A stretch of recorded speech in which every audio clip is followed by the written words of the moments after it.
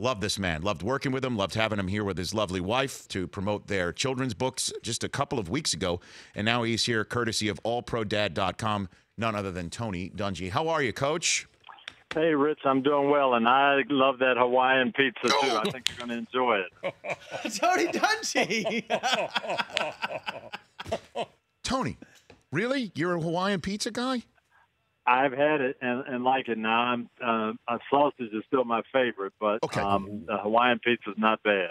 I don't know. I'm from New York, Tony, and when I went to the school at the University of Michigan, you know, they were, and you are a Michigan man, okay? Although not University of Michigan man. That should have happened, but we've already been down that road before, being a Minnesota guy. There was tons of pineapple eating people. There are also people who called sneakers tennis shoes and soda pop. Yeah, correct. Exactly. And also people actually stop for you when you try to cross the street in traffic in a car in the Midwest. Beautiful Midwest. I know. I went home, Tony. I went home on first break on Thanksgiving, and I thought that people in New York would do the same. I totally forgot. I almost didn't make the second semester.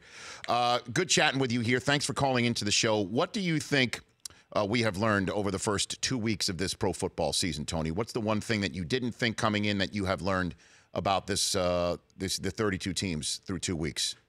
Well, the first thing I learned was that I don't think we take the preseason seriously enough, and I don't think we're going to really know until October 1st. You have teams that just didn't work hard enough in the preseason. We don't see exactly what they are, but I think we have learned that Jacksonville and the Rams are very good.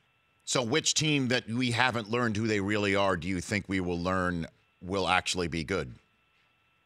There are a few teams. The Patriots do this every year. They're going to fool around with their defense, experiment a little bit. They'll get better in November and December, and they're going to be there at the end. The New Orleans Saints have looked bad this first couple of weeks, but I think they're going to be there at the end. I think their defense will come around as well. Those are two that, right off the top of my head, I think are going to be better than what they've shown. What about the Giants that you saw on your television screen in your studio right there? What do you think about them? I didn't see anything encouraging at all. I actually picked the Giants to win because I thought both teams, Dallas and the Giants, would try to take away each other's running game. I thought Eli had more weapons than Dak Prescott, so they would win. But they never had a chance with that offensive line. And that's hard, especially in this day and age, the way practice is. If you could still practice physically and get those guys working. But now I just think it's going to be developing that offensive line is going to be tough during the year, and I think Eli's going to take a major beating. Yeah, and the problem for the Giants is their schedule will not allow them maybe even one breather of a game where the roster that comes into their house or they go into their house isn't as deep as potentially theirs.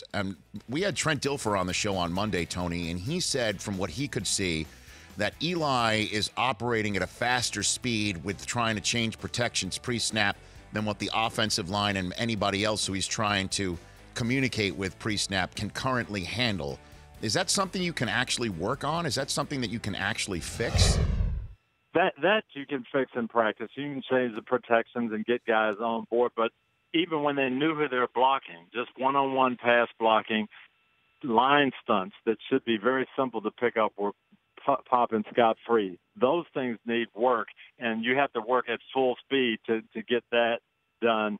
And I don't think the practice plans of the NFL teams allow that now. So it's going to be hard to fix that. Tony Dungy, Hall of Famer here on the Rich Eisen Show. What do you make? What is your opinion on the NFL not only saying that Tony Correnti's flag thrown on Clay Matthews at the end of the Vikings-Packers tie was a correct call, but then sending that video out as part of their weekly declaration of what is right and what will be continued to be called and what everybody should learn as a template moving forward? What did you think of that decision? If they actually call that as roughing the passer consistently, there's going to be a lot of flags and there'll be a lot more passing because guys will be afraid to hit the quarterback at all. I didn't think Matthews lifted him up. He definitely didn't drive him straight down into the ground. He hit him and took him on a kind of a parallel course with the ground. I just thought this was calling it a little too tight. You know, the rule says, hey, you can't forcibly put them into the ground. You can't lift them up. I thought this was called too tight. Corrente did call the same penalty on Minnesota earlier. So, you know, it was a case of that's the way he's interpreting, that's the way he's calling it. Now, if I have Tony Corrente calling my game this week, I'm going to be careful how I hit the quarterback because you're going to get called. Tony Dungy here on the Rich Eisen Show. Mike Tomlin is on your coaching tree, Tony, and what do you think he is dealing with right now in Pittsburgh? Well, he's dealing with losing, and he's dealing with the defense not really playing that well. And if those two things get straightened around, if the defense plays a little better and they make a few less mistakes and they win these next two games, all the Antonio Brown social media, all the Le'Veon Bell talk, no one will be talking about it. It's the same thing with New England. I'm hearing all this stuff about the book and what the coaches think about Tom Brady and what Brady thinks about Belichick. If they lose, that's going to continue to fester all year. If they get on one of those 10-game winning streaks, nobody's going to talk about the book, and nobody's going to talk about what's going on. So, you know, the Steelers have had these issues. They've always had guys who are outspoken and a little bit different. And, you know, Antonio Brown and Bell are no different than they've been for the last 5 years.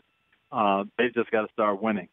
And, you know, the Patriots are on Sunday Night Football this week, and you and Mike Tirico and Rodney Harrison in studio before it, where of all people that Belichick and Brady are trying to bounce back against, it's someone they know very well in Matt Patricia, who could fall to 0-3, the latest Belichick assistant to go elsewhere and initially, if not long-term, struggle. Where do you place the importance of a coaching tree being successful on what makes you a great coach in terms of your legacy?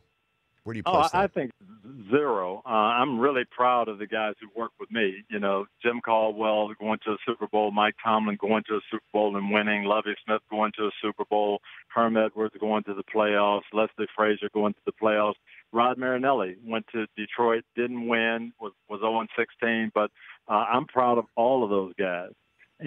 But you know, it's really when you go out and leave, there's a lot of factors. What players do you have? What is the organization like? What's the culture? You know, every coach, Bill Belichick wasn't super successful in Cleveland. Okay, he is very successful in New England. So it's different. We can't say Bill Belichick's not a good coach.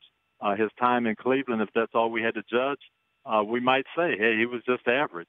But he got a chance to be in a high-quality organization. The perfect storm hits, and you go 20 years and win. So there's a lot of factors besides whether you're a good coach or not, or whether you know your X's and O's. Yeah, I mean, once they leave the nest, I mean, what control do you have over it, other than, I guess, what you've downloaded them knowledge-wise, right, Coach?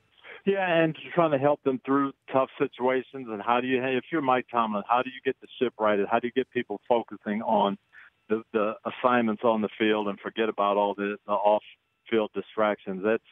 Those are more of the job description than whether you're X's and O's or a good communicator. It's how you kind of handle these storms, and then I think Mike's going to do great.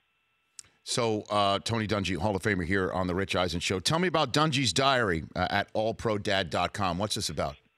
Tony? Yeah, we've got a few neat things there. All Pro Dad started in Tampa. It really started with some of our assistant coaches with the Buccaneers trying to figure out how we could be better fathers and how we could utilize our time better.